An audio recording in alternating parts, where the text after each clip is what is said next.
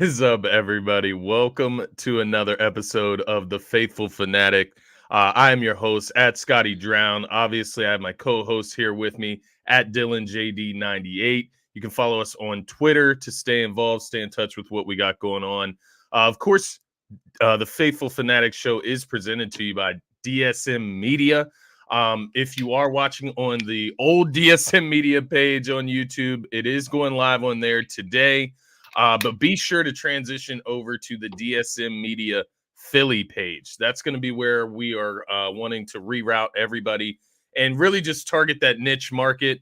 We're going to put a video out later explaining that all on the DSM Media Philadelphia page. I put one out on the Scotty Talks NBA YouTube channel. We're trying some new things here at DSM to really engage the community and get our outreach out there. Get more people within the community commenting, engaging, and it makes for better conversation. So that's the idea behind all of it. I know it's a little confusing, but so is YouTube in general. So we're all learning at the same time here, and we're all, just trying to get to the top. That being said, happy Friday, everybody. Happy Friday to my buddy Dylan down there at the shore still. How are you doing, my man? I know we're coming off another Phillies loss to the Braves, a Sixers draft night where they make 0 draft picks.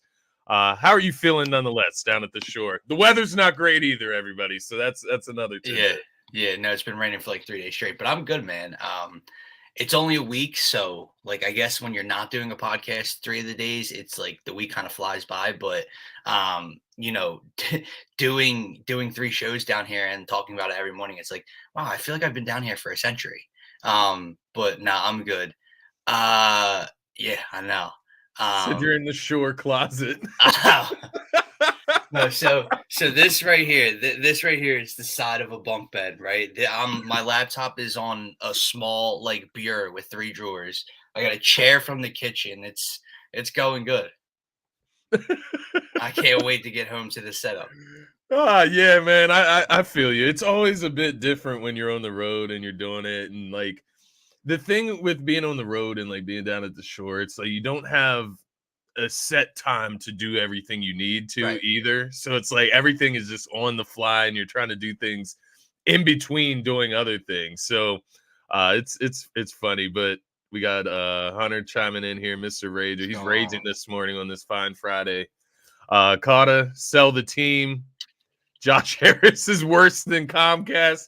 Yeah, we're gonna get into the Sixers from the top here today because they're just they're a funny organization. Considering what they do to their fans and just the way they handle things in general, man. It's honestly like a clown circus. Brett says he will be subscribing today. Awesome, Brett. We appreciate that, of course. Brett is one of our loyal viewers, loyal commenters, so we appreciate Brett a lot. Dylan is in trouble. They put him in the corner. He's got the jokes this morning too. I appreciate you bringing the humor here, Brett. Nonetheless, let's get into what the Sixers did last night, which was absolutely nothing. They did sign some undrafted free agents, Dylan. I got a few of them listed here. So Arkansas guard, Ricky Council, former Arizona forward Azuolas Tubelis. If I'm saying that wrong, don't kill me. As close as I'm going to get to it. So. You have NC State guard Terquavion Smith. And the Sixers will also add former Arizona State University forward Marcus Bagley to an Exhibit 10 deal. So they got looks like 4 undrafted free agents coming in. I'm not going to sit here, try to act like I know what's going on with those guys to you guys out there. So we're not going to waste any time there.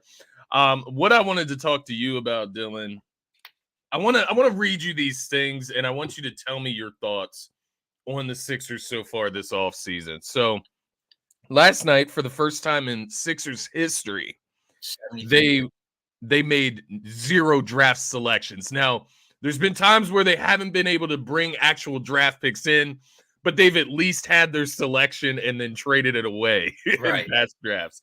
This one, there was not a Sixers pick on the board, thanks to PJ Tucker, of course. You had the draft board or the war room board, whatever you want to call that, last night, exposed to the world. It went viral, right? In Philadelphia, at least, which is embarrassing because you're just laying your plan out there for everybody to see. It was reported the other day that the Sixers are asking for an outrageous package in return for Tobias Harris. I don't know what the hell outrageous means there, man. But outrageous was the word used. There was a rumor from Michael KB that the Sixers are prioritizing Paul Reed, of course, fair, but George Niang, then maybe try to get Jalen McDaniels. So they're prioritizing George Niang over Jalen McDaniels. And this is all while the Wizards are getting Jordan Poole and 2 draft picks for CP3, who they just got from the Suns. Right. So they get. This is why the Boston Celtics just got 2 first-rounders and Kristaps Porzingis for Marcus Smart. And mind you, Marcus Smart is a solid player. He's a good player. He was the heart of Boston, right? That Boston Celtics team. That is a ridiculous 2 first-round picks. How? But Kristaps was more than enough. But the Sixers are asking for outrageous packages for Tobias Harris. So I'm just curious what outrageous is, because that's outrageous to me, right? 2 first-round picks. And what it brings me to, man, not only, do the Sixers do these things to themselves, the PJ Tucker stuff, right? Losing the 2nd-round pick, not able to buy a 2nd-round pick in last night's draft. But it also feels like the NBA just hates the Sixers. Like, the rest of the league just hates the Sixers. Meanwhile, they just give gifts to the Boston Celtics constantly. Celtics just constantly get gifted draft picks and players. It's really annoying in that sense. But just based off everything I just said there, Dylan, how are you feeling so far during this Sixers offseason? I know it's just getting started with the free agency about to start next week. It's deflating, man, because when you watch last night, and obviously, like you said, they don't make a draft pick for the first time in franchise history. I think Kyle Neubeck said it's 73 years or so. The streak has ended. It almost feels like this is the preview, the trailer to what this offseason is going to bring, and that's a lot of nothing. That's a lot of the same thing next season, right, Scotty? Because when you hear the reports of they're in no rush to move on from Tobias Harris, that is one of the only things the Sixers can do to change the complexity of this roster next season. Yeah, they don't, even if James Harden walks, they don't have a lot of money. They don't have, like, people want to make this move and that move. They don't have assets. They don't have tradable assets. They don't have young players. They don't have a lot of picks. Like, next year they have a 1st and a 2nd. They don't have a 2025 pick. In 2026 they have 1 pick. In 2027 they have 2 a 2nd-round pick. Like, they do not have any tradable assets to go out and get whatever this fan base is looking for. That's where the Tobias Harris move comes into play. And you were hoping leading up to draft night and then on draft night, maybe something would start to leak out where the Sixers are looking to move Tobias to Indiana or whatever. And it just doesn't seem like they're in a rush, man. And then you bring up the whiteboard leak. And look, we can all try to play detective and see what's written on it and read into it. But people are looking at James Harden's in red. Tobias Harris is in black with everybody else. Is he coming back next year? Listen, it's the day after the draft. Free agency doesn't begin for a week. But it's seeming like they're content with running this back under Nick Nurse. And it seems like James Harden is what they covet to bring back this offseason. And to me, that's just not good enough. No, I Go ahead. The Nurse hire and the coaching staff hires have all been great. Like, before this, I was loving what they were doing this offseason, right? Changing the culture, changing the development, everything like that. And we're not against bringing Harden back, and we can see what it looks like on the Nurse, but that can't be it. Yeah. Like, I'm not content with just running this team back and the same. Oh, they want Niang and Reed and McDaniel. So we're literally going to run back the same 9 guys that play in this rotation.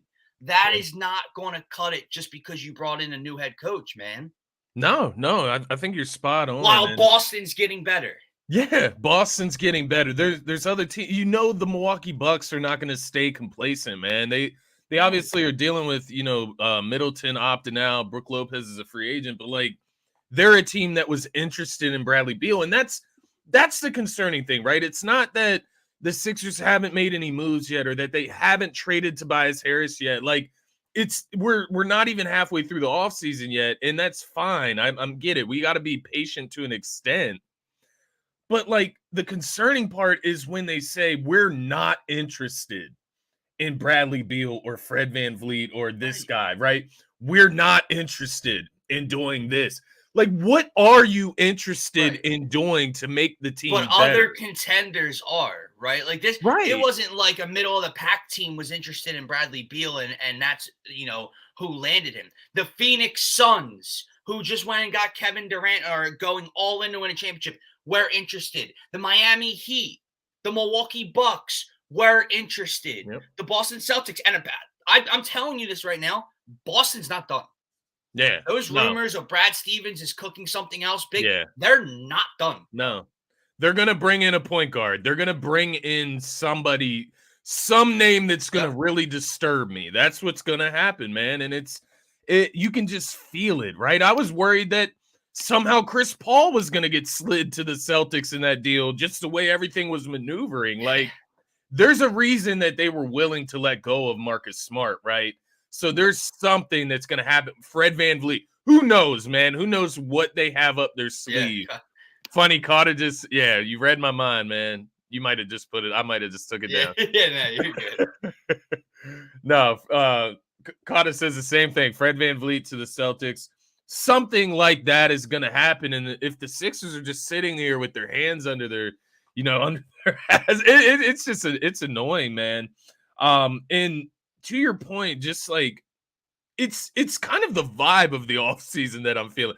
It's almost like everything is on hold until Harden resigns, and then we're going to try to do everything. And I hate that. Like, yeah, you're just pausing everything. You have to know prior to June 30th and prior, in the next coming days, what he's going to do behind the scenes, because you can't head into this and not know what's going on.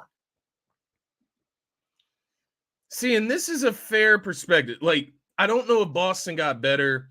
Kristaps Porzingis is a more talented player than Marcus Smart.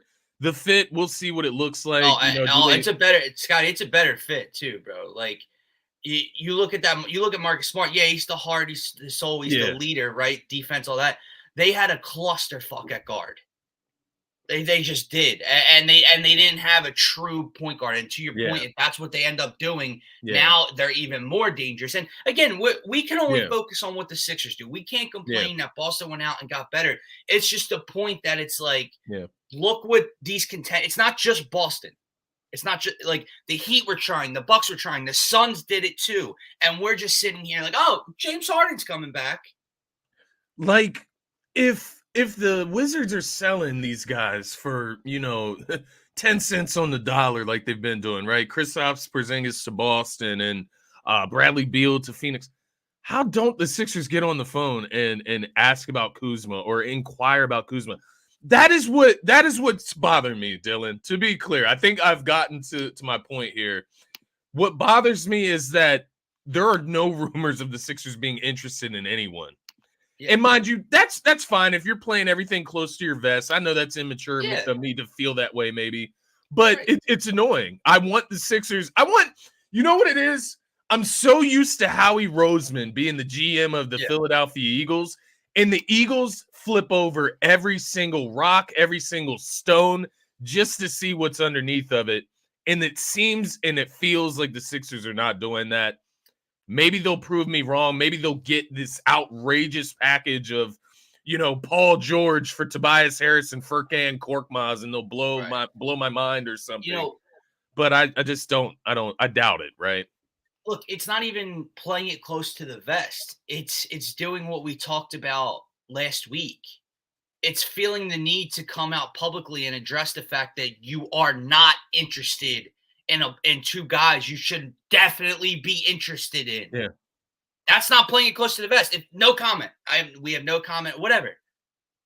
Instead, you feel the need to say no, but James Harden, right? Like that's the thing that's bothering me the most. And I think the Tobias thing is going to eat at me for the next week or so, man, because Scotty, listen, I don't know about the new CBA and the money and this but what I do know is if Harden comes back, well, there's a shit ton of money. If he doesn't, it only opens up a couple mil because it's whatever. Yeah. What are they supposed to do if they don't move Tobias Harris, either for players or to create cap space? Like, what if they keep Tobias and they bring James Harden back? What is this money? What do we have? We have the mid-level exception and what, the vet minimum? Is that what we have to offer? Yeah, maybe the mid-level exception. I don't know. It depends. Brett, if you know, let me know. With I was talking to Austin Krell the other day, and so it basically depends who they sign back, whether or not they have the mid-level exception to use. So say they sign Niang back and then sign Paul Reed back and then maybe even sign Jalen McDaniels. You sign 3 of your 4 free agents there.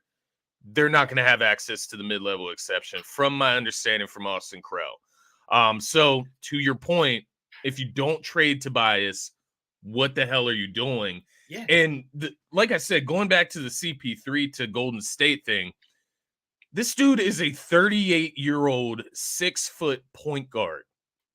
38 years old, 6-foot point guard. And he's getting traded to the Golden State Warriors for Jordan Poole, who's like 24 years old, coming off obviously a down year, but obviously helped the Warriors win an NBA championship the year before. And they get 2 draft picks on top of it, man. And you're telling me that we can't get anything like that for Tobias Harris. Yes. Tobias Harris is what, 30 years old, 31 years old? He's a 6'7" forward, right? He's gotten better from the 3-point. He can get his own basket from mid-range. I can't get Buddy Hield. Are you kidding me? I can't get Buddy Hield? Like, I can't get like Buddy Hield and Aaron Nesmith or something from the fucking Indiana Pacers. Like, I'm not understanding. It makes me feel like Daryl Morey is going star chasing. That's what it feels like. It feels like it feels like he's waiting for Dame just to see if he can put an offer in there. And it's like, you're not going to be able to get Dame unless you're moving Tyrese Maxey. And even then, you still might not get Dame. Yeah. So Brett said you have to use your exception before you can go over the cap with your own guys. Okay, so then they would have access. If they have access to the exception, then they'll be able to use it before they sign. And then to Lynch's point, like, Damon Harden, they don't have anything, man. They don't have anything to go get them. That's the problem. Pull a Siakam like player trade. The thing with that, why do I feel like Siakam doesn't like Nick Nurse? I know, right? Is that a rumor? I don't want to throw that out in the air if I don't know that for sure. But the thing with Siakam is that, say, like the Portland Trailblazers, for example, want Siakam, they want to pair him with Dame Lillard. They can give up Simons, Shaedon Sharpe. They can give up whatever draft compensation. And then you got Dame, Siakam, and Scoot. Like, that's Dame, Siakam, and Scoot. And I don't know, man. I don't know what we're doing. Maybe it's good that we don't know anything. Maybe it'll surprise us. But it's frustrating to say the least. The Knicks were digging around, for example, on Paul George. It's like, just inquire. Just inquire. See what's up. Like, I don't know, man. But that's your roundup for the NBA draft for the 76ers. This is what we're talking about because they had 0 draft picks last night. They got 4 undrafted free agents. Still no moves as far as the Tobias Harris trade front. Harden officially re-signed in late July, so 76ers. Oh, okay. On Tucker and House last year. Okay, so he's talking about last season. Yeah, so maybe next week we'll find out if Harden's re-signing, and then maybe some dominoes will start to fall for the Sixers. But let's move on. Let's get to the Phillies from yesterday's afternoon showing. We had a 5-1 loss for the Phils to the Atlanta Braves in Game 2. Obviously, Game 2 was postponed until 9/11, but nonetheless, Game 3, I guess you could say, even though they've only played 2. Against the Braves goes south in the 10th inning. I believe it was, a 0-0 game going into extra innings. Yeah. And then, the Braves drop a nuke on the Phillies in the 10th inning for 5 runs. Your thoughts on this game, man? It's hard to say because it feels like the Phillies had a good day pitching wise, right? Didn't give up any runs for an entire game. But once again, the bats, you look at Schwartz, Trey, Nick Castellanos, Harper, JT Realmuto going combined 0 for 18 in their at-bats yesterday. Against Bryce Elder. Against Bryce Elder, mind you. Yeah, you just can't have that. What are your thoughts, man? I mean, a positive to take away from these 2 losses, and by the way, both of these losses were 2 very, very winnable games for the Philadelphia Phillies against the Atlanta Braves. The pitching was great. Nola and Ranger combined for a 1 earned run through 14 innings pitched between the 2 of them, or just under 14 innings pitched combined. Right. So that's something positive to take away. Nola looked great against a great lineup in a big situation. Ranger has been stellar. We talked about him the other day for his last 4 or 5 starts now since coming back. So that's a positive. Unfortunately, the bats have gone back into hibernation, and we know that this lineup is streaky. We know that they can be inconsistent, but they can't be this inconsistent. Yeah. And you just you cannot not show up against the Atlanta Braves on your home field in the fashion that they did. Over 18 between those 5 guys is absolutely inexcusable. Yeah. Absolutely. And Trey Turner has been a lot better in the month of June. The whole team has been a lot better in the month of June. Even with these 2 losses, they still have won, 13 of their last 17 games. Like, the Phillies have had an awesome month, and hopefully they can turn it around tonight against the Mets. But, like, Trey Turner has more or almost as many 0-hit games in this season than he had all of last season. And we're in June, Scotty. That's unbelievable. Kyle Schwarber, the home run numbers are great. The OPS, when he's batting leadoff, has been a lot better. He's batting $185 still. Those things cannot happen. And then, to Brett's point, you got the Schwarber mishap in left field. He's the worst rated outfielder, probably fielder in the entire major league, in all of the major leagues. The problem with that is he knows that. He doesn't want to be, he knows he shouldn't be out there. They just have nowhere else to put him while Bryce is working his way back into the field. That's the issue.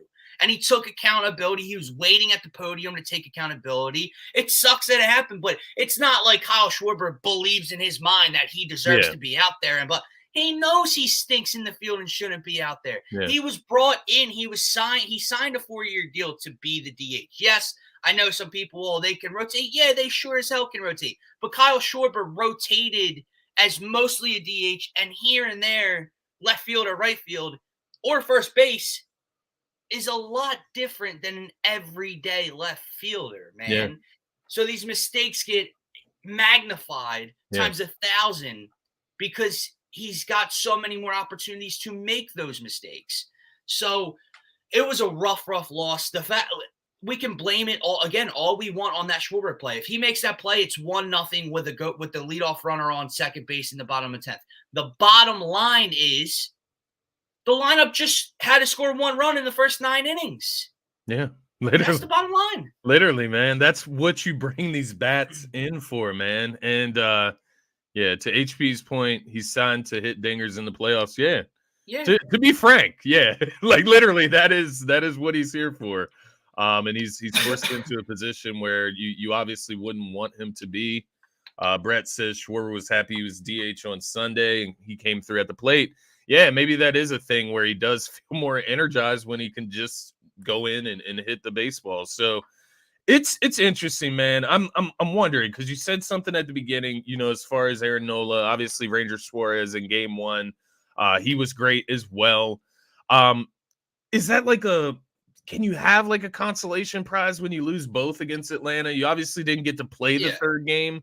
Is that a consolation prize? Like, where is your confidence level with the Phillies right now? Because while we're, sitting here, we're upset, right, that they lose both against Atlanta, that the starting pitching comes out, has 2 great days against a monster lineup, and the Phillies are just unable to get runs on the board. They're unable to get the bats going.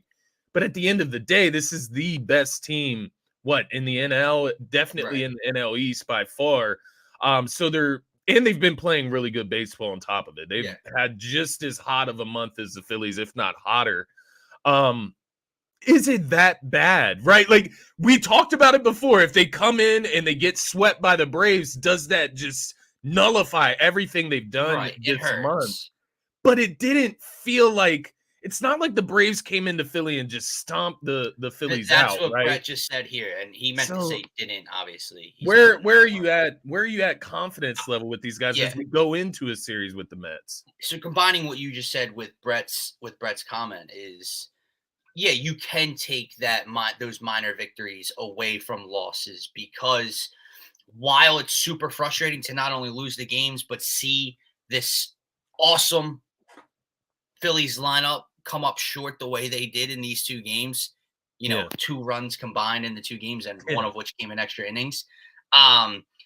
You almost expect them to overcome that. Like, you expect this lineup to not put out that performance next time we see the Atlanta Braves. But if you can get this pitching, now you're cooking against the Atlanta Braves.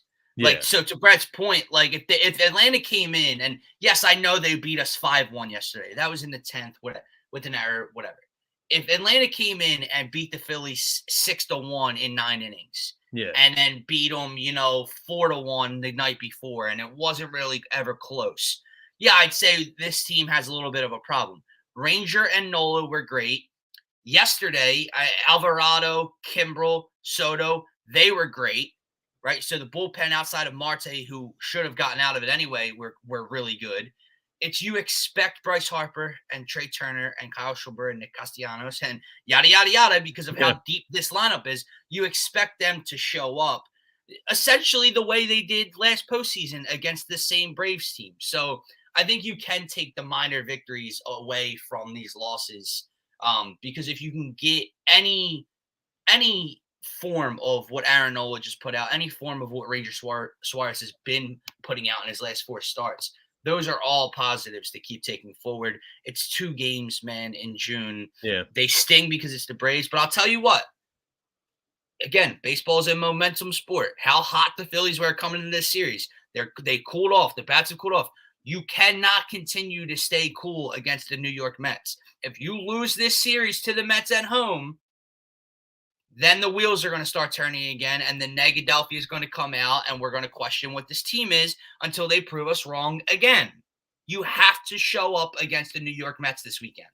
Yeah, I think that's a good point as we obviously segue towards ending this segment. But thinking about the Phillies and going into this Mets series, it starts tonight. This is a big series, man, and it's because you lost both games against the Braves, right? And like, because you the Mets own your ass right now. And the Mets own you. And I think another perspective to add into this series, going into this series against the Mets, is the Mets aren't hot right now. They're not one of the hottest teams in baseball right now. They're not one of the hottest teams in the NL East right now, right? They're not the Atlanta Braves that just came in and did that. So there aren't as many excuses that we can give to them as far as the competition that they're playing, because the Mets are coming in off of 2 losses to the Astros, right? They've lost 2 in a row. The Mets are 5-13 in June, while the Phillies are 13-6 in June. So you look at the trends, the Phillies are trending one way and the Mets are trending the other. If the Mets turn around that trend against the Phillies, that's when everybody starts overreacting. Maybe it's not an overreaction at that point. Maybe it is, but that's when you're going to see negadelphia come out. So it is a big series nonetheless. You got Taijuan Walker on the mound against his old team tonight. It's going to be interesting to see him. He's been great the last 2-3 starts. We'll see what he's made of, man. Any last thoughts on the Phillies? Any other things you wanted to hit with them right now? I mean, I would just Let me ask you this: what's your prediction for the Phillies this weekend against the Mets? Obviously, we got some bad weather, so who's to say these games actually even happen? That's probably something to think of. But do you see the Phillies able to win this series? I know that's asking a lot for you to predict this, but do you see them winning this series? No. If they're able to get these games in, the Phillies win the series. Because I think they win the Walker start, and I think Wheeler deals. If they lose to, I think I think Sanchez is slated to start with the bullpen. Sanchez is Saturday. Right. So listen, don't get me wrong. He was really good in the 4 innings that he pitched. What was that against Oakland? Obviously different lineup in New York, but you're at home this time. All 3 games are going to be winnable for the Phillies, but I do believe they win the series because as bad as it feels to lose those 2 winnable Atlanta games, I think they're still playing good baseball, even though the runners in scoring position aren't coming through, even though the lineup's not coming through. I still think that you can't just dismiss the 13-4 start to June and the June Schwarber and everything like that. I think they show up and I think they win. The last thing I would say would just be the Hunter's comment, like to everybody, like just stay, like relax, pump the brakes, stay optimistic. If they lose this series, feel free to freak out. You can't lose back-to-back series against your division rivals after, beating the Nationals, Tigers, and Athletics. Yes, I know the Diamondbacks and Dodgers were thrown in the middle there. Those were 2 great series wins, but that all kind of gets put on the shelf if you lose these 2 series back-to-back at home when they're almost classified as need to win. I don't want to say must win, but it's as close to a must-win type of situation in terms of momentum and getting the fan base bought in.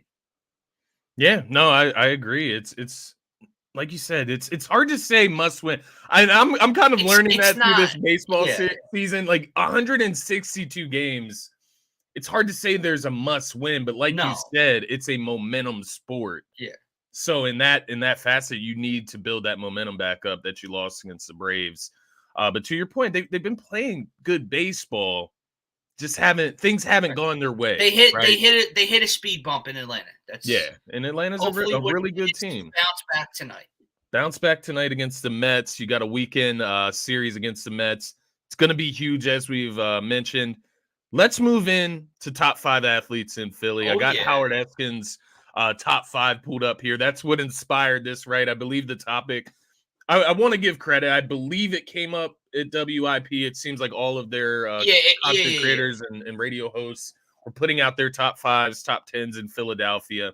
So that's ultimately what inspires this segment. Guys, viewing out there, be sure, get in the comments. Let us know who your top 5 athletes in Philly are right now. By the way, this is without the universal 3, right? So basically what inspired this is Eskin put out his 5.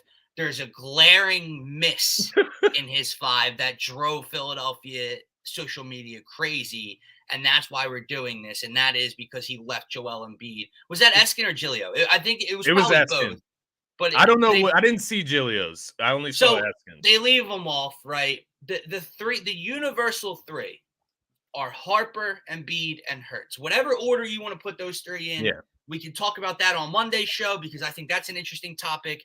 But those 3 should be on every list, Philly fan or outside of Philadelphia. Those are the 3 best athletes right now in this city. Our top 5 are going to be outside of those guys to just kind of give a more, I don't know, not fun topic, but just to kind of give a different look to it. If we all agree that those 3 are on it, oh, great, let's fill the other 2 holes. You know what I mean? Right. It only leaves 2 holes for players that really – it's based on your perspective at that point, right? Like the consensus is the consensus, which is going to be your NBA MVP, your NFL MVP, and your MLB MVP, which makes sense.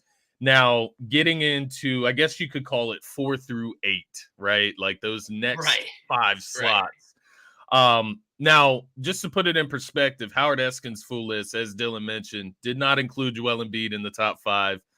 He did have Jalen Hurts number 1, Bryce Harper number 2, Jason Kelce, Lane Johnson, and Devontae Smith to round out the top 5 athletes in Philadelphia, which there's another problem with that list as well, which I'll get into later on in mine. And I'm interested. Yeah. So let's talk about it, because we can go, I guess we can just go back and forth 4 through 8, and yeah, I can see, because we haven't disclosed who we each have No. in our top 5 either, just to be transparent here.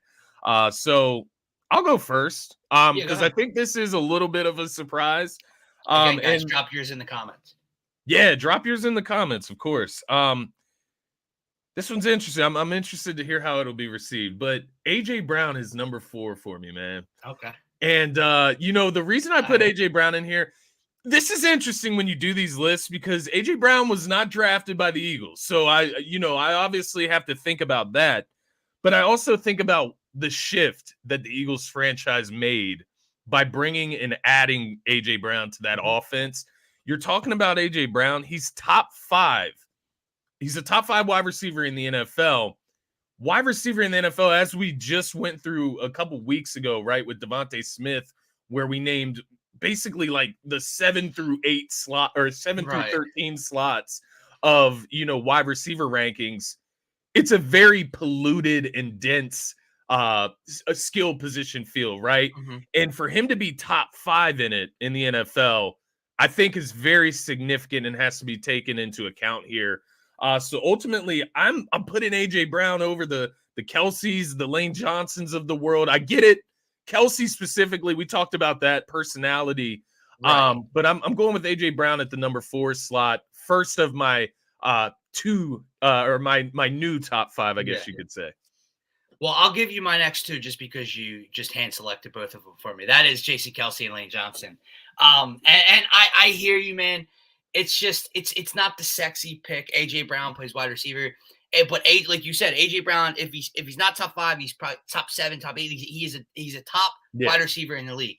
However, these 2 are the top of their respective positions in the NFL, and you add in Kelce with the with the personality, with the podcast, with the beer chugging, with the parade speech and everything he does. Like, to me, if you're talking like beloved Philly athlete, like he's as close to number 1 as any of the 3 you left off of this list. Yeah, Kelce I have at 1, Lane I have at 2, and that was it. This one was interesting to me. I gave Kelce the bump just because of that personality and everything. Yeah, because if you're talking Kelce, well, Lane's probably a little bit better at right tackle than Kelce is at center, right? Yeah. So it's hard to put him over, but those are my 2 just because of their. Like, the way I look at this list is how good are these guys at their respective craft?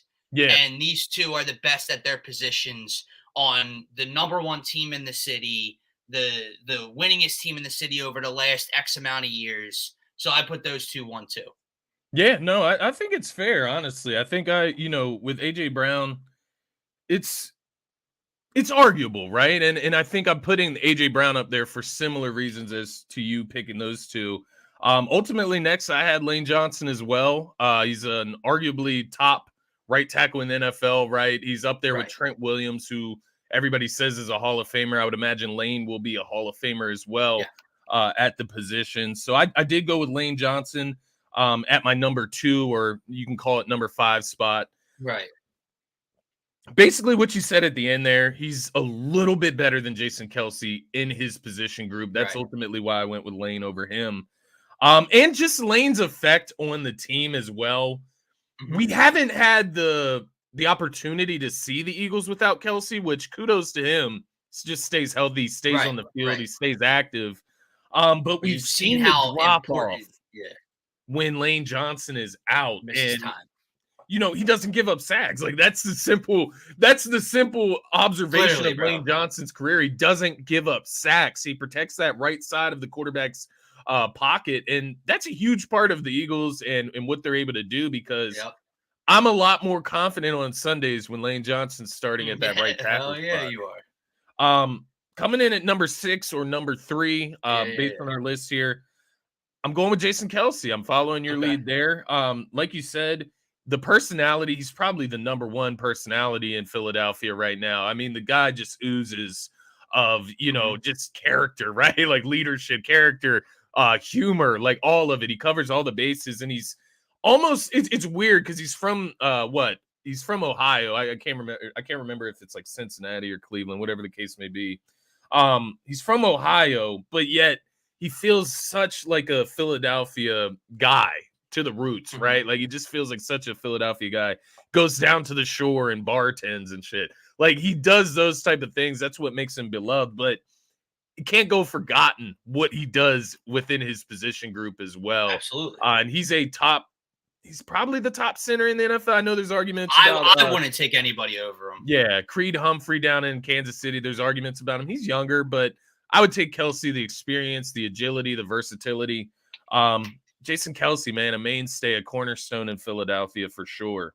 Let me go ahead. I'll give you my number 4, and then you can go. I went with JT Realmuto, man. I wanted to give him some respect. We talked about that last night. Sly dog. You mentioned him, the best catcher in baseball. He also helped the Phillies get to that World Series, which is ultimately why I hold Bryce Harper, just to be clear, over our other 2 stars. Now, mind you, Jalen Hurts got the Eagles to the Super Bowl. Right. But, Bryce Harper was just a monster during that playoff run in clutch moments. Obviously has the MVP award to go with it. JT Realmuto, similar sense there, obviously doesn't have the MVP award, but best catcher, best player in his position, arguably. And then on top of it, has been part of a Phillies team that just keeps getting better every year. Ultimately went on a World Series run last season. You're sly, bro, because that's my number 3. Again, when I look at this list, that's why, to Eskin's point, and so you just can't have Devontae Smith on that list. Like, that's the bottom line. I love Smitty.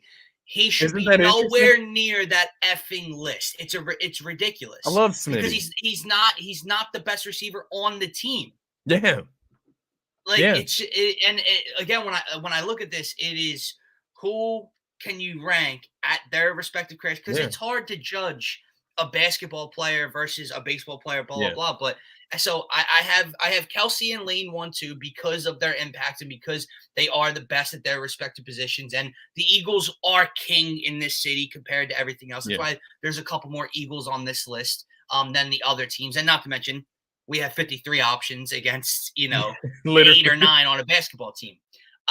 So those 2. Then I get to JT Realmuto, who you just talked about, at number 3. He's the best catcher in baseball. I mean, dude, if you're the best catcher in baseball on a team that just won the National League and went to the World Series and made the playoffs for the first time in over a decade, you have to be on this list. Yeah. And then at number 4, I agree with you. I have A.J. Brown on this list. Yeah. He is a freak of an athlete. He is a top 5, 6, 7-ish type of wide receiver in the NFL right now.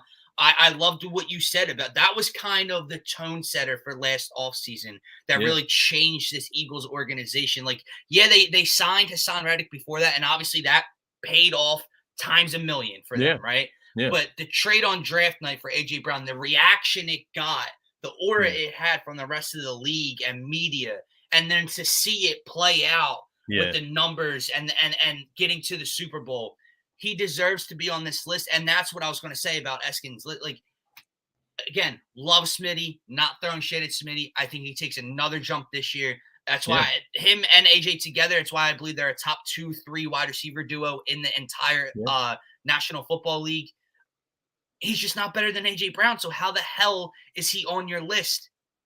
Yeah, I agree with everything you said there, and I think it's a great point because it's not that we don't love Smith. Everybody loves. Yeah, no, Devontae and I agree, Smith. Hunter. Like, his ceiling is so high, there, and he deserves. But we are talking about who are the top 5 athletes in the city right now. He's not above AJ Brown.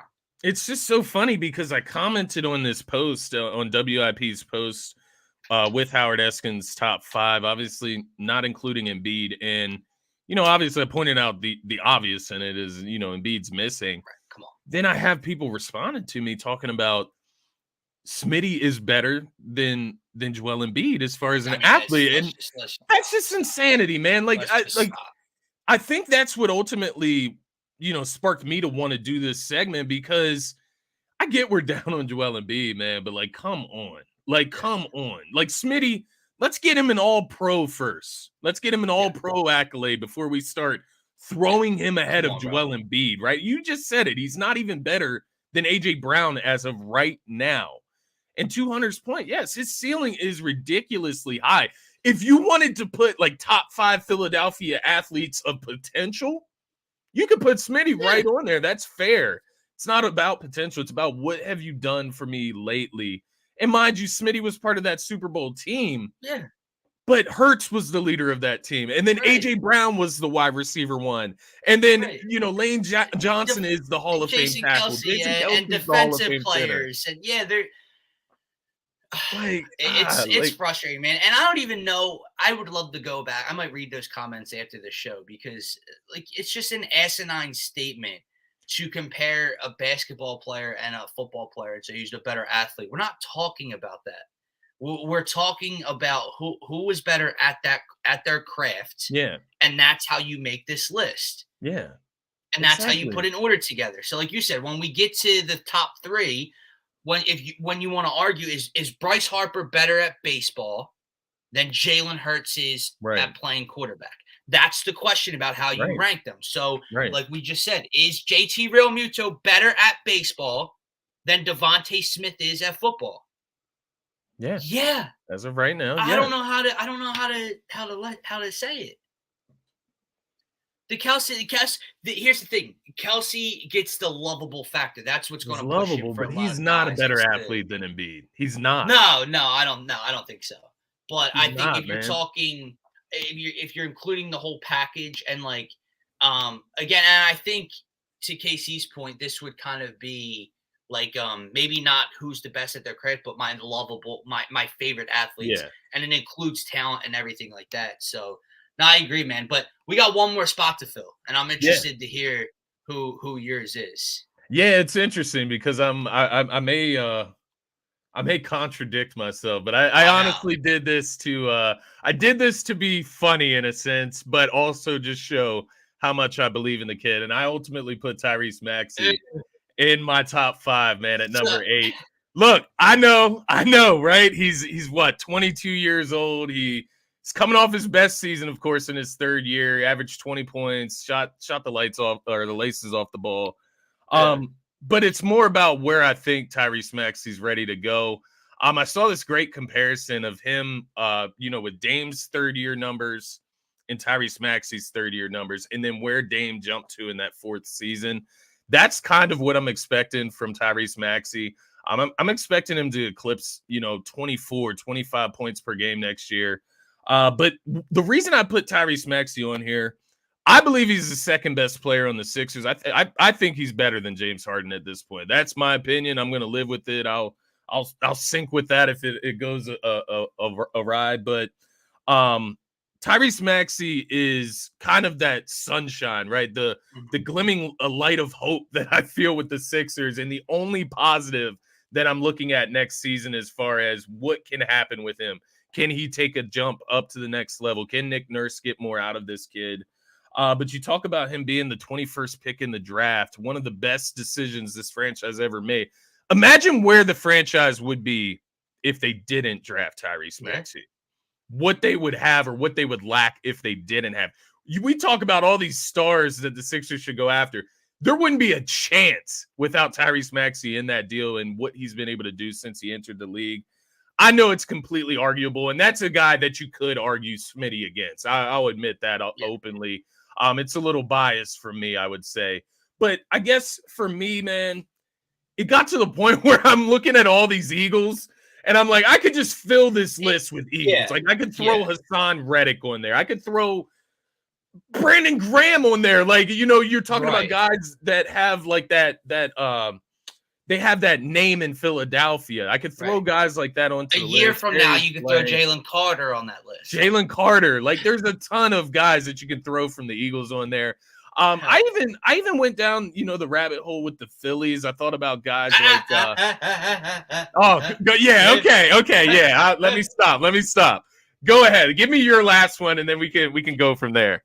So I had Maxey on my list last night. Interesting. I had him love on my that, list though. last night because it's like you do want to show love to the other teams. Like when Yeah. you don't want to sit here and have, when especially when we're including the top three that has Hurts in it, you don't want to have 4 Eagles to 1 Sixer to no Phillies or 1 Philly. Yeah. But it's tough. But then ultimately what I did, and you have the lovable factor and you have the ceiling factor to take into account when it comes to Tyrese Maxey. But when we're talking craft, and that's how I tried to make my list, who is better at their respective craft? I know we're down on him. I know he's not producing to the level that we expect him to. But Trey Turner is a top 5 athlete outside of those 3, obviously, that we're doing. I think that's fair.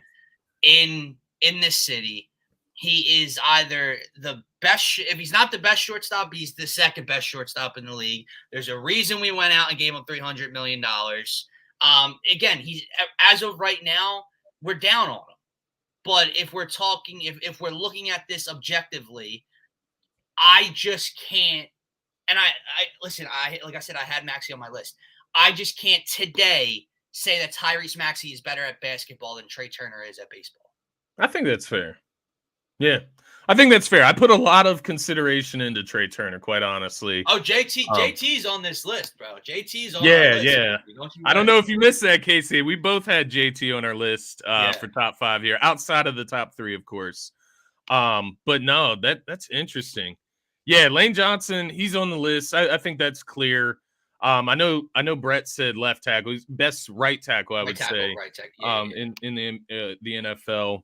But yeah, man, I'm not going to sit here and argue with you about Trey Turner. I think you're spot on. No, and there. I'm not going to argue with you about Max. Like I said, I had the dude on my list. It's hard, to keep him off of there. It's just, it really does, I guess, Matt, like the way you look at this kind of list, because how much do you involve the likability and the personality of a guy and take away, like, we don't know Trey Turner's personality at all. If anything, you would say he's bland and boring, and you don't know him.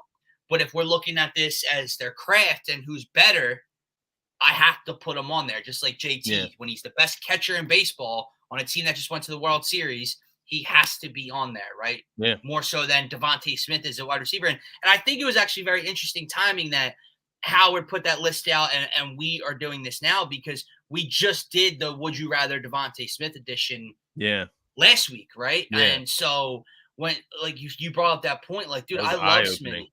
I love Smitty. Yeah. But he's borderline top 15 right now. Like now, he has the ceiling to be way higher.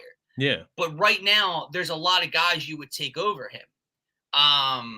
So how in the hell am I going to put him in my top 5 Philadelphia athletes across all sports? I was talking about this. So I told you last night, I was going through my top 5 athletes right now, my top 10 all time with all the teams with my uncle last night. And it's a shame. Like, we don't even have Carter Hart on this list because of how bad the Flyers are. 3 years ago, he would have been on the list. 2 years ago, he would have been on. And he still is a phenom, dude, at his position. But with how bad they are, it's just that memory, that recency bias is so foggy right now around any Flyer, right? And like Giroux's gone, so you can't even include like him in that. They're all young. There's no Flyers that I can put on this list.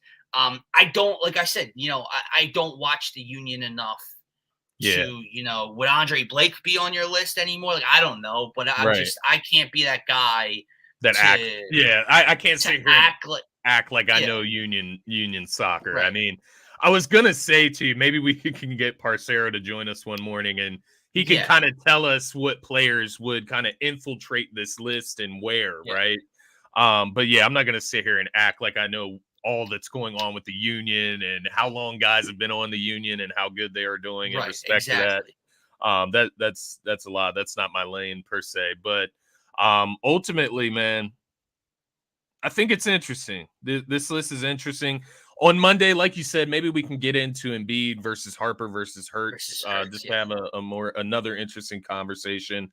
And then, as you said, we are going to start gathering our lists for top 10 Flyers, top 10 Sixers, top 10 Eagles, top 10 Phillies of all time. And we're going to bring those to the morning show in the coming weeks as well to discuss with you guys. So those are, let me just tell you right now, bro, when you're compiling your list, it's hard where we want. So when me and my uncle were doing it last night, we started it 1980 and up. So because it's extremely like, yes, it's a part of sports history. So it's a part of the conversation. But for me to sit here and I didn't even see the guys in 85 and 86, but for me to sit here and talk about, I don't know, like Hal Greer or Wilt Chamberlain in a Sixers uniform. Yes, exactly. I know that Wilt Chamberlain is a top 376er of all time, but I've never sniffed knowing anything about Wilt Chamberlain. So how am I going to discuss him? Exactly, the Eagles, right? Like you talk about the guys from the 2000s and up, you talk about Reggie White and Mike Quick and Randall and blah, blah, blah. But then you get to guys like Howard Carmichael and Montgomery and dudes that I have no idea about. Chuck Benderek. Like, yeah, exactly. It's like tough, bro. You know those guys are top 10 Eagles per se, right? Especially when you break it down into eras and say you pick one from each era, like those guys would be mentioned. It's just like we have no frame of reference with that. Like I have nothing in my memory that I can go back to and be like, oh yeah, that guy was a dog. And how much? Like, and let's be honest, how much does nostalgia play a fact when you're talking eras? Like, was Montgomery a better running back than Shady?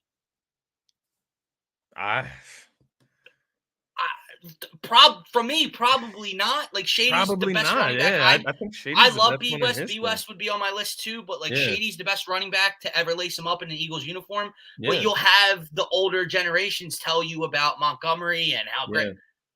I don't know. It's like the talk around, Jalen Hurts and Randall Cunningham. You know what it makes me think of? This is this point right here. You know the TikTok filter with where you can get your NBA starting five and then your bench and all that stuff. Yeah. Whenever you see a name come up in black and white and it says like 12-time All-Star Hall of Fame, like, yeah, I know they're in the Hall of Fame. But come on, man. Like there's people that ask if Wilt Chamberlain existed. Like that's the level we're at. Did Wilt really score 100? Like, I don't know.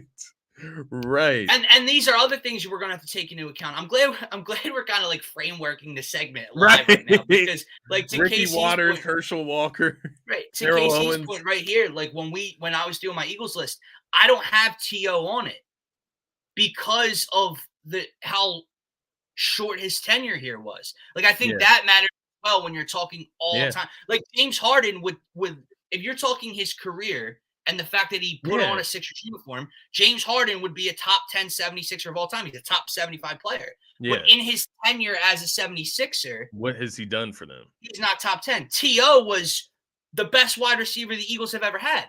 He was here for a cup of milk. I don't know if I can put him on that list. AJ Brown, like Sean Jackson. AJ Brown would literally pass T.O. this upcoming season. Like that's when he'll spending his second season with the Eagles. They went to the Super Bowl last year in his first season. Would Alshon Jeffrey pass? Like, I'm not saying Alshon's on your top 10, but would Alshon pass T.O. in that standpoint?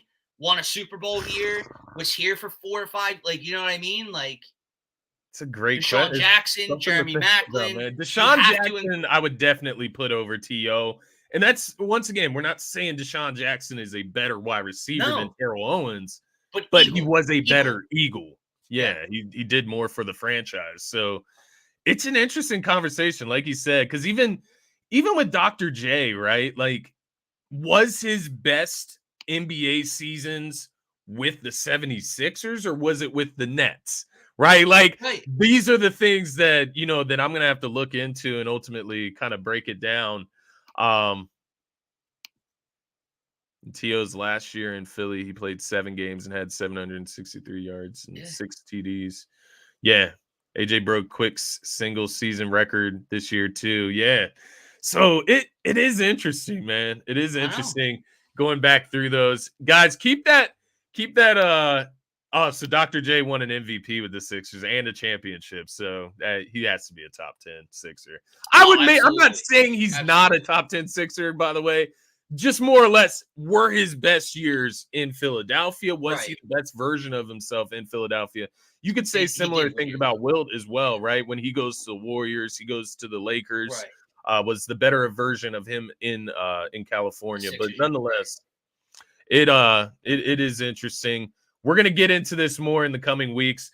We got one more segment to get to, our daily, or not our daily, but our showly. I guess every time we have our show, we're gonna do an Eagle of the Day. Today's Eagle of the Day is gonna be Dallas Goedert. Where do we see Dallas Goedert going this season? What are our expectations for Dallas Goedert this season? Where does he rank amongst the rest of the NFL tight ends? These are the type of things that we're going to get into right now. So, Dylan, I'm interested in your thoughts. You can start from the top here. Looking at Dallas Goedert last season, coming off 55 receptions, 702 receiving yards, 3 touchdowns, 12.8 yards per catch. He dropped just 2 passes last season, according to PFF. So where do you have Dallas Goedert going into this season? What are your expectations for him, man? Dallas Goedert is really, really intriguing to me because it's almost like he's an afterthought in this offense. When you talk about Jalen Hurts and his dual threat ability, A.J. Brown, Smitty, the running back pieces they brought in, how much offensive line love gets given out to this team. And it's all well-deserved, but then you don't even think about Dallas Goedert sometimes. And Dallas Goedert, to me, he has to be a bona fide top 5 tight end, right? Yeah. Like if you want to talk about the likes of, like, I see Kittle, right? Kelsey, Mark Andrews, Goedert. Like, is he 4th? Like, to me, he's a bona fide top 5 tight end in the league. He's just such a big body target for Jalen Hurts over the middle of the field between the lines, between these 2 wide receivers. I think right around 750 yards. I think his touchdowns tick up. How many did you say he had last year? 3? It's 3, yeah. I think that goes up this year. I mean, he's never really had more than that. In 2021, he had 4. 2019, he had 5. He's never had a season with more than 5. It's rough. He was banged up. He missed he missed a couple weeks last year. I would say around 750 yards, around 50 touches, and 4 or 5 touchdowns is what you're going to get out of Dallas Goedert. But I promise you, his impact is so much more than those numbers tell the story. If you looked at those numbers, you would not think top 5 tight end. But the athleticism, the hands, the speed, the size within this skill position group of weapons the Eagles have, Dallas Goedert is really, really important to this team. Yeah, I think you're spot on there. He's kind of like a safety blanket in a sense to this team. He's like when you you have go-to plays with Dallas Goedert that you can run, and so when he's not there, it's very obvious when you're not able to run those plays. Like, he's a safety valve for Hurts, but he's also a big play threat for defenses. Yeah, like, he's such a weird. Tight ends don't come at that size, but Kittle and those guys do, and that's why he's in the group. That's why they're so good. Guys. Yeah, right. Exactly. And the thing with Goedert, I think, versus like a Travis Kelce, and I'm not saying he's better than Travis Kelce, but he's better at blocking than Travis Kelce. He's a good blocker too. He's up there with the Kittles of the world in that regard. He's a better blocker than Mark Andrews. Like, these are the things that you're looking at as well. He's an all-around tight end. So on top of what you said regarding him being a receiving threat, like, remember the catch in the Super Bowl? It was just ridiculous. Mind you, the sideline catch throw was on the money. Oh, but the catch was ridiculous too, and it just goes to show he only dropped 2 passes last year. As a remember when the ref screwed us there too, with how letting Andy. What was that the play where they let him call a time? They called a timeout and then let Andy review it. Like, and all that time went on. It was just a cluster F. But that one was really funny. Goedert had a couple big catches in the Super Bowl, dude. 6 catches, 60 yards in the Super Bowl. So showed up in the big game as well. And like you said, if he didn't get injured last year, he was on his way to an All-Pro season. Like, he was having his best season by far. Just some numbers here from PFF once again. Dropped just 2 passes in 2022 while generating the 4th most explosive plays at the position with 27. His 1.76 yards per route ranks 5th, and his 96.1% catchable catch rate ranks 2nd among all tight ends. Goddard has been fully unleashed in the Eagles offense since Zach Ertz was shipped off to Arizona. And then once again, the 60 yards, 6 catches in the Super Bowl. He did it on the biggest stage. So looking at Goddard, he is just this complete weapon. What it comes down to is staying healthy. And that's been his biggest hurdle to get over. Now, mind you, in today's NFL, in my mind, it's really hard to play, 17 games, a full season. Absolutely. Like, it's really hard to play every single game. But with that being said, missing 2, 3, 4 games in a season in a row that can really hamper your numbers, right? And it's funny, man, because it feels like last season feels like a lifetime ago. But when we do the pregame, I'm pretty sure when he missed that stretch, we had a segment about how much the Eagles are missing Dallas Goedert and how it's not being talked about, because he's that important to this offense. Whether he's getting the ball or not, his presence is too important. And then the drop-off, right? You go from him to Grant Calcaterra and, Jack Stoll, who might have had 3 catches all last season. Like, and that's what I mean. Like, when you have Goddard out there, you have those go-to plays, right? A Goddard screen. You can't run a screen with any other tight end on this roster, right? No. There's nobody that has the ability to get yards after catch like Goddard. He's an athletic freak. To Marshawn Lynch's point here, Goddard over Kittle. I was in that crowd up until I saw the revitalized Kittle last year. He was a monster last year. Yeah, I think if you look at Kittle's numbers last season, he came back back really, really strong. But I would say there's an argument there. My whole Mark point Andrews, is Kelsey receiving tight end threats. They're better than Goddard. I would say Kittle's probably a better receiving threat as of right now than Goddard. Goddard to me is 4. Yeah, and just the fact that he's in this conversation is win enough. Like, that's all you need, man. When you're talking the best offensive line and defensive line in football, an MVP caliber quarterback, a top 2 wide receiver duo in the league, and now you get to throw in a top 4 tight end. Like, come on, bro. And let's take a trip back down memory lane, because a little bit of pain on this Friday night.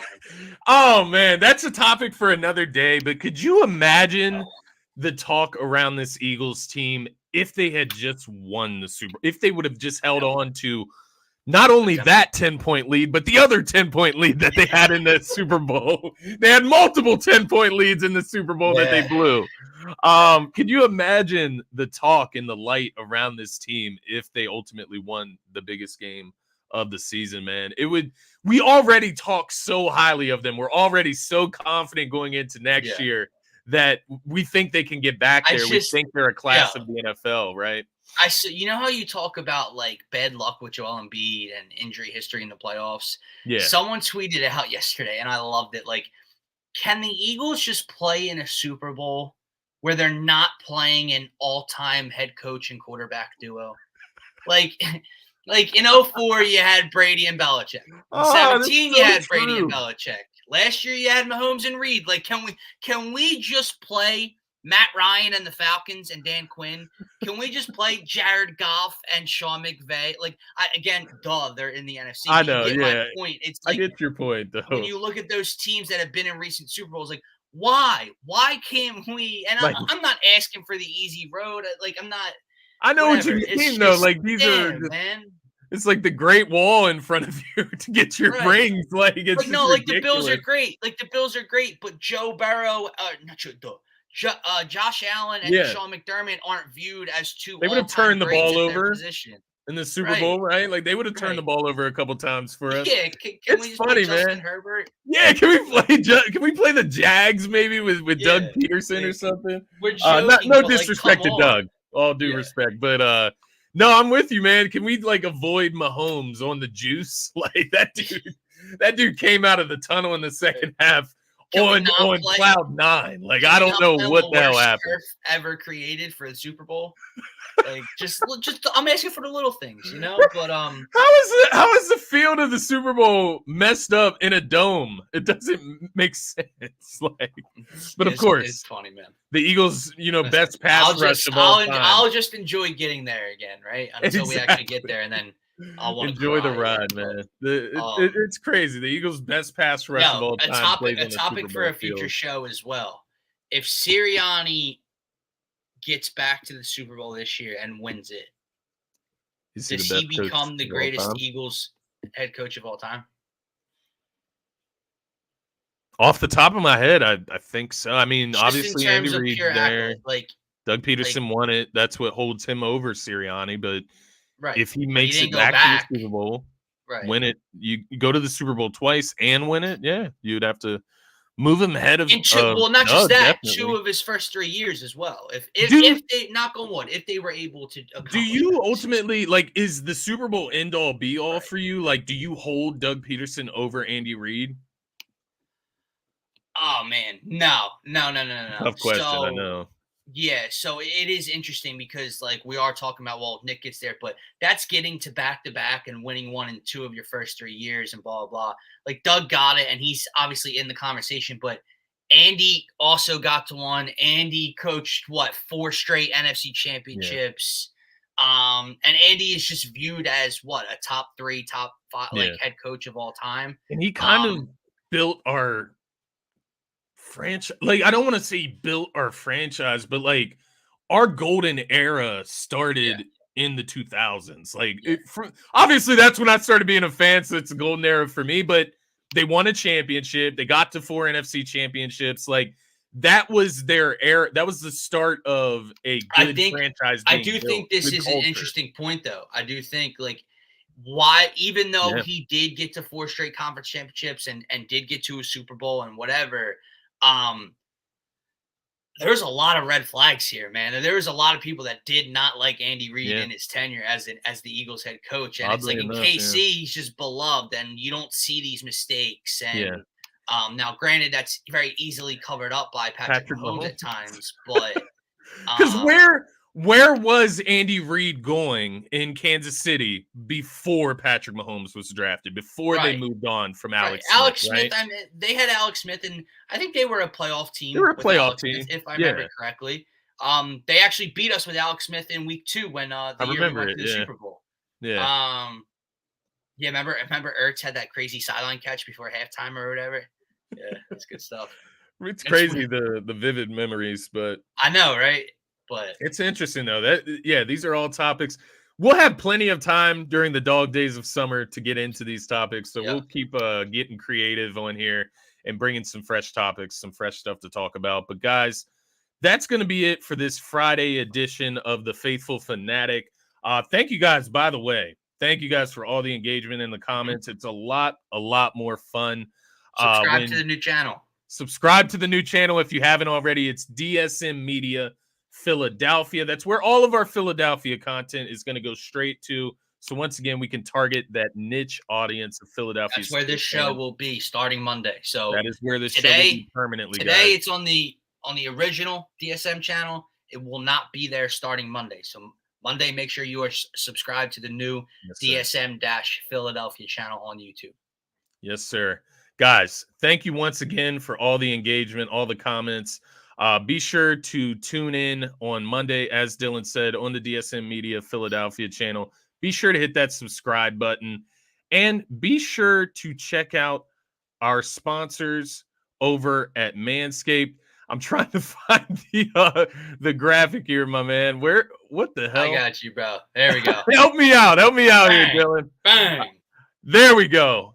Be sure to check out our sponsors over at manscaped.com. Use promo code DSM at checkout for 20% off and free shipping. Keep those balls groomed, and have a great rest of your Friday there, everybody. See you on Monday. Let's hope maybe the Sixers make some noise. Maybe we get some rumors. Maybe the Phillies can win a series against the Mets. 2 out of 3. We'll be back Monday, Eagle of the Day, and a lot more. Everybody, have a great rest of your Friday, though, in all seriousness. Peace.